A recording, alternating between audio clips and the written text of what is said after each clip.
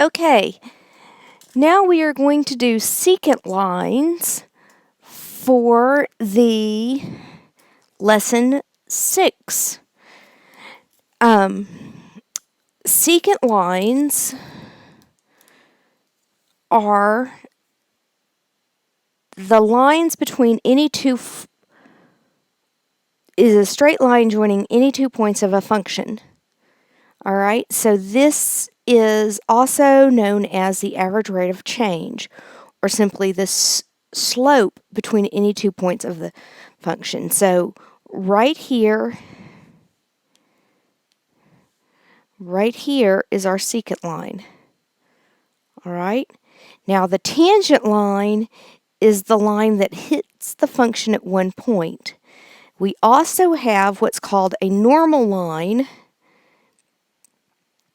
and that is the line, and I'm putting a ruler on my iPad and trying to draw it here.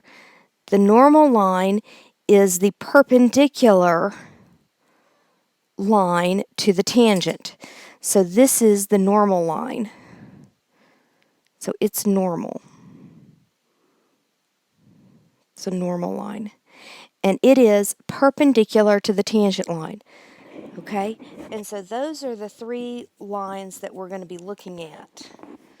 Okay? To find the secant line, this is going to be, so we're going to take this point right here is the point x, f of x. And this point right here is going to be x plus h, comma, f of x plus h. All right? So the secant line is going to be the slope. So that's going to be f of x plus h minus f of x over x plus h minus x, where this part will simplify down to h. Does that kind of look familiar? So my question is, does f of x plus h minus f of x over h look familiar? Remember, this is called the difference quotient. Difference quotient. Okay? So that's coming back again. So now we're going to be talking about the difference quotient again. And to find the tangent line, what you're going to do, so the tangent line then is going to be taking that difference quotient and taking the limit as h goes to 0 of f of x plus h minus f of x over h, and that is going to give us the derivative. Okay? And the normal line is simply the slope. It's perpendicular to the tangent line, so you're going to find 1 over the slope of the tangent line, negative 1 over the slope of the tangent line. Okay? And so that's how you're going to find these 3 lines. Okay? Now this section only deals with secant line. So the first thing we're going to talk about in the secant line is we're going to refresh our memory on how to find just the slope of just a normal old line. So slope equals y2 minus y1 over x2 minus x1. So that's 7 minus 3 y values over 9 minus 4. So that's 4 over 5 is our slope. Okay, now you have to remember that this slope is the change in y over the change in x. And it's very important that you think about slope as being the change in y over the change in x from now on, okay? Because that's what the secant is. The secant is going to be the changes in the y values over the changes in the x value.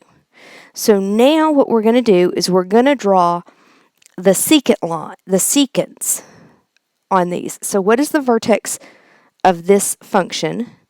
So our vertex is going to be 4, 3, and this function opens up. We open up, and then we want to find f of 8. So that's going to be 8 minus 4 cubed plus 3. And so f of 8 is going to be the point 869. So we're going to have 869. And so what we're going to do is we're going to graph this, and then we're going to graph these secant lines. All right, so I'm going to graph this, and I'm going to kind of go down here, and I'm only going to graph the first quadrant because it's all we're really concerned with. So x, y, and we're going to 4, 3. So here's the point 4, 3, and then we're going to 869. And so we're looking at this function kind of here. Move that point over a little bit. And this is kind of what the function looks like. So here is f. And so we want to graph this first secant line right there. So this is a secant line.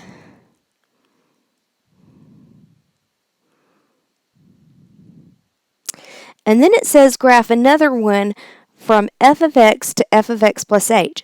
So what I'm going to do is I'm going to kind of graph this secant line. So here's f of x is this point, and I'm going to graph this secant line. So there's a secant line, and I'm going to label it SL. And then I'm going to graph another one, and I'm going to go from the vertex over to here. So there's another secant line. And so what we're doing is we're moving our secant line from the vertex, and we're going to just keep going over this way. Okay? And these are all secant lines. Okay? And that's all you're supposed to do. That's it.